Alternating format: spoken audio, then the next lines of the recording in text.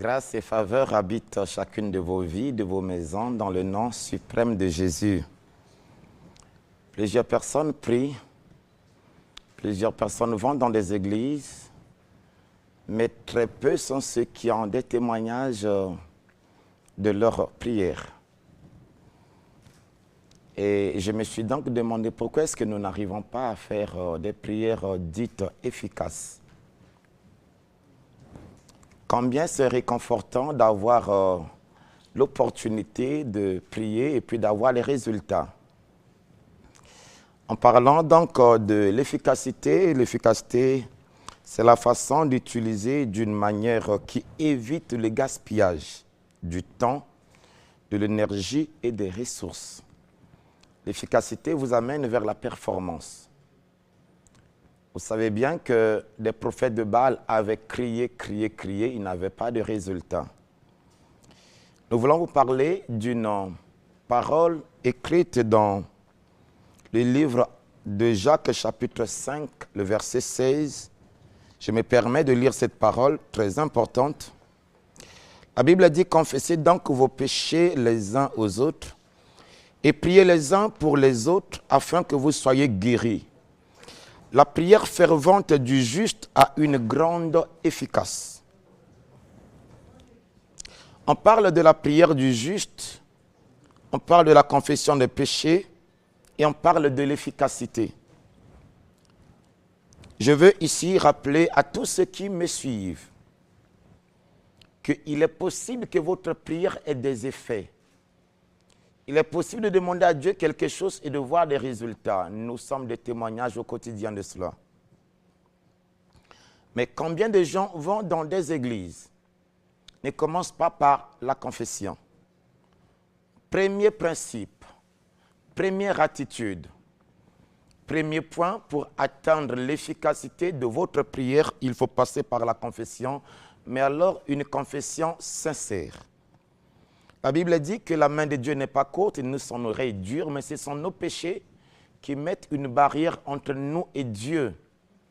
Plusieurs personnes crient le nom de Dieu, mais ne se purifient pas, ne se sanctifient pas, ne cherchent pas à être purs devant le roi des rois. Frères et sœurs, je veux ce matin que quiconque veut s'approcher de Dieu, alors qu'il se sanctifie, qu'il se purifie, qu'il se nettoie par le sang de Jésus. La deuxième des choses qui est très importante, encore après la confession, c'est le deuxième point. Il s'agit de la prière fervente. La Bible dit que la prière fervente du juste, vous avez confessé, vous êtes juste, mais alors il faut arriver à faire des prières dites ferventes. La ferveur, c'est le zèle, c'est le sentiment vif, c'est l'engouement, c'est l'amour, la passion, l'enthousiasme que vous mettez dans la prière. Bien-aimés dans le Seigneur, quand quelqu'un est décidé à quelque chose, quand quelqu'un a une situation qui lui touche le cœur, la personne met de la ferveur. Et je prie que lorsque nous sommes devant Dieu, que nous mettons toute la passion, toute la détermination. La Bible dit que vous me chercherez, vous me trouverez, si vous me cherchez de tout votre cœur. Combien prient mais ne le font pas de tout leur cœur? Vous lirez Jérémie chapitre 29, verset 13. C'est donc le cœur que l'on y met dans la recherche de Dieu. Dans 2 Chroniques 15, verset 12, Israël a cherché Dieu et Dieu lui a donné le repos. Voulez-vous avoir des prières qui donnent la solution, des prières qui donnent les réponses? Alors il faut le faire avec tout le cœur. Disposez-vous à rechercher Dieu. Dieu n'aime pas la nonchalance. Dieu n'aime pas la tiédeur. Dieu n'aime pas ceux qui clochent à gauche et à droite. Mais Dieu apprécie, Dieu approuve, Dieu paye la détermination, le zèle, l'engouement, la passion que nous y avons. Dans Jacques 5, verset 17, on parle de comment est-ce que Élie a fermé le ciel, mais par une prière fervente. C'est pourquoi je veux encourager tous ceux qui veulent s'approcher de Dieu à faire des prières déterminées, à faire des prières où le cœur s'y met.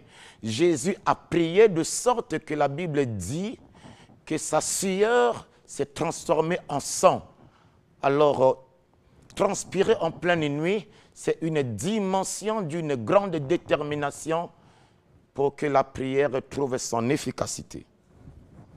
Le troisième point qui amène quelqu'un à une prière efficace, c'est le fait que votre prière, elle s'aligne à la volonté de Dieu. C'est-à-dire que la Bible déclare que, je vais lire cela, 1 Jean 5, verset 4, un bon verset qui va nous édifier.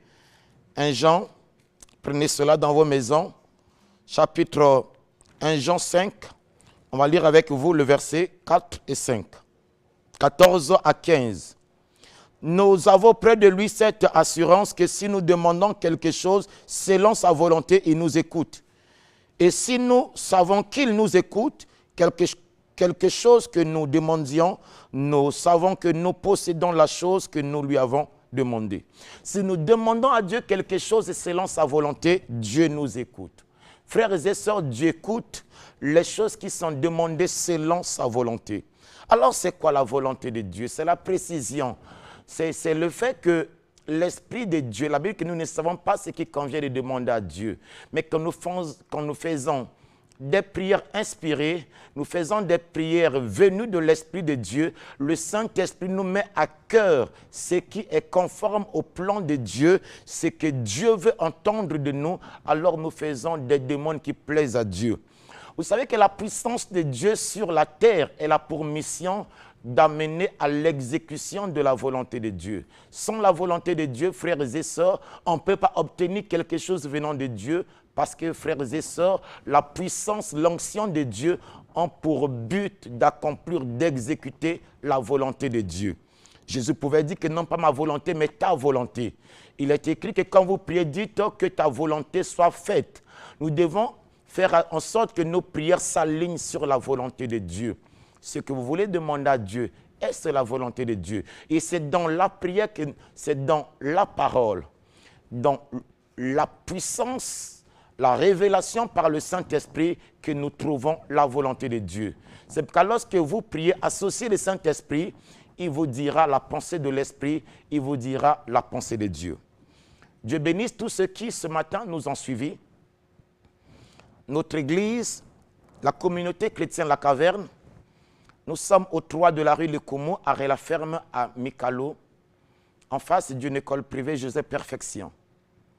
Je voudrais vous inviter tous, vous tous qui m'écoutez.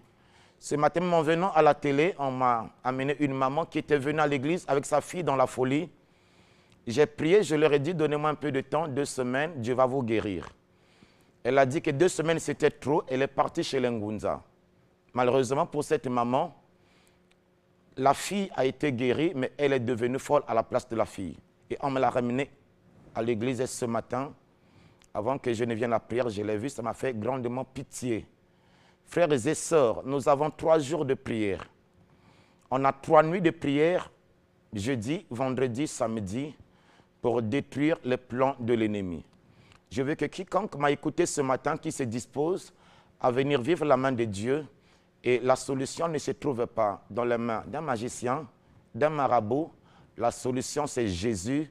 Il a dit, venez à moi, vous tous qui êtes fatigués, chargés, et c'est moi qui vous donne le repos. Bon dimanche à vous. Merci.